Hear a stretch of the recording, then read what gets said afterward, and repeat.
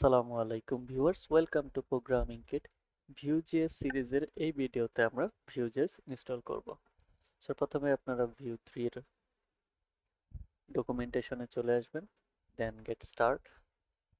ইনস্টলেশনে যদি আমরা যাই তাহলে দেখব কয়েক রকম করে ইনস্টল করা যায়, লাইক cdn এর মাধ্যমে, npm এর মাধ্যমে, cli এর মাধ্যমে। তা আমি প্রেফার করি cli, so let's start with cli।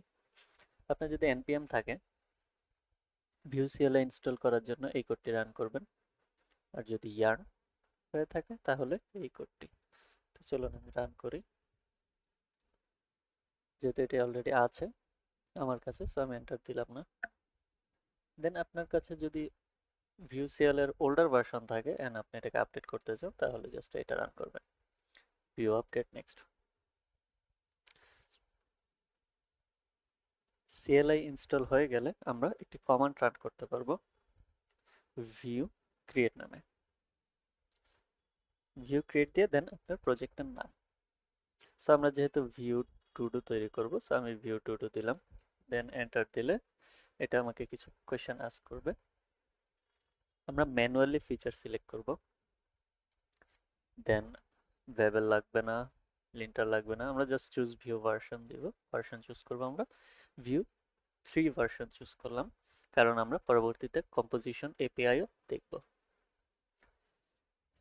Then in dedicated config file আমরা যা দিয়ে এসেছি, দেখুন এটাকে সেভ করবো নাকি এটা জিজ্ঞেস করছে, সো আমরা নো দিলাম। সো ভিউজেস এর একটি প্রজেক্ট ক্রিয়েট হচ্ছে, ততক্ষণ আমরা একটু ওয়েট করি। সো প্রজেক্টটি ক্রিয়েট হয়ে গিয়েছে। আমরা যদি এটাকে রান করতে চাই তাহলে আমরা প্রজেক্টটিতে এন্টার করি, দেন yarn serve।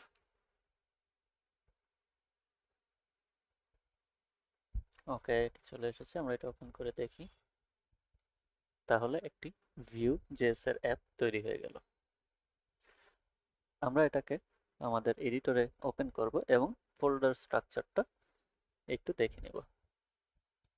সো চলুন আমরা একটু ফোল্ডার স্ট্রাকচারটা দেখে নিই। প্রথম আমাদের নোট মডিউল, সব মডিউলসের জন্য।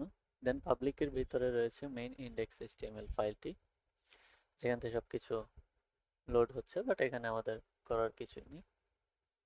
আমাদের কাজ হচ্ছে এসআরসি মানে সোর্স ফোল্ডারে। এখানে আমরা একটা একটা করে ডিসক্রাইব করি। চলো, অ্যাসেটস। অ্যাসেটসে থাকবে আমাদের সকল অ্যাসেটগুলো, like images and font, CSS, এগুলো আমাদের সব অ্যাসেটসে থাকবে। দেন কম্পোনেন্টসে আমাদের যতগুলো কম্পোনেন্ট তৈরি করব আমরা, সবগুলো আমরা কম্পোনেন্টসের ভিতরে রাখবো। দেন অ্যাপ ডট ভিউ, এটা থেকেই মূলত এটাই আমাদের মেইন টেমপ্লেটটি, যেখান থেকে মেইন পেজটি রান হচ্ছে। সো এখানে যদি আমরা দেখি, এটাকে একটু জুম করি আমরা, এটা 3 ভাগে ভাগ রয়েছে। একটি হচ্ছে টেমপ্লেট, স্ক্রিপ্ট, স্টাইল। সো প্রথমে টেমপ্লেটে থাকে আমাদের সব এইচটিএমএল কোডগুলো, দেন স্ক্রিপ্টে আমাদের সব জাভা স্ক্রিপ্ট, অ্যান্ড স্টাইলে আমাদের সব সিএসএস গুলো। প্রত্যেকটি পেজের স্ক্রিপ্ট অ্যান্ড স্টাইল শুধু ওই পেজে অ্যাপ্লাই হয়। লাইক আমি যদি এখানে স্কোপ করে দিই এভাবে, তাহলে এই সিএসএস গুলো আমার জাস্ট এইটুকু টেমপ্লেটেই কাজ করবে। অ্যান্ড দেন এখানে যেই আমরা স্ক্রিপ্টগুলো লিখবো, এটুকু আমার এইটুকু টেমপ্লেটেই কাজ করবে। সো সবগুলো এরকম ভাবে কাজ করে। আমি যদি কম্পোনেন্ট বানাই, কম্পোনেন্টের ভিতরেও লাইক সেম সেম জিনিস থাকবে, টেমপ্লেট, স্ক্রিপ্ট অ্যান্ড স্টাইল। তারপর আমরা দেখি মেইন জেএস, যেখান থেকে আমাদের ভিউ ইনিট করা হয়েছে। দেন আমাদের রয়েছে প্যাকেজ ডট জেসনে আমাদের সব প্যাকেজগুলো থাকবে। এই হচ্ছে মোটামুটি ফোল্ডার স্ট্রাকচার। আমাদের আরো বেশ কিছু ফোল্ডারস অ্যান্ড ফাইলস থাকতো যদি আমরা ভিউ রাউটার অ্যান্ড ভিউএক্স ইনস্টল করতাম। সো যখন আমরা আবার ভিউ রাউটার অ্যান্ড ভিউএক্স ইনস্টল করব, তখন আবার ওই ফোল্ডারগুলো নিয়ে আলোচনা করব। আপাতত এতটুকুই থাকে, স্টার্ট করার জন্য এতটুকু আমাদের যথেষ্ট। সো আমরা কাজ শুরু করব অ্যাপ ডট ভিউতে। এখানে যা আছে আমরা সব ফেলে দিব। সো এখানে সবকিছু ফেলে দিই, স্ক্রিপ্টেরও সবকিছু ফেলে দিই। দেন স্টাইলেরও আমাদের এখানে কিছুই রাখার দরকার নেই। সেখানে আমরা জাস্ট একটা h1 দিয়ে এটা প্রিন্ট করি, হ্যালো ওয়ার্ল্ড। দেন আমরা দেখি এটা ব্রাউজারে দেখাচ্ছে কিনা। হ্যাঁ, দেখুন ব্রাউজারে এটা রান হয়েছে। তার মানে এখানে যা HTML দিব আমরা সেটাই রান হবে। দেন স্ক্রিপ্টে আমরা প্রথমে শুরু করব কি দিয়ে? প্রথমে শুরু করতে হবে এক্সপোর্ট ডিফল্ট দিয়ে।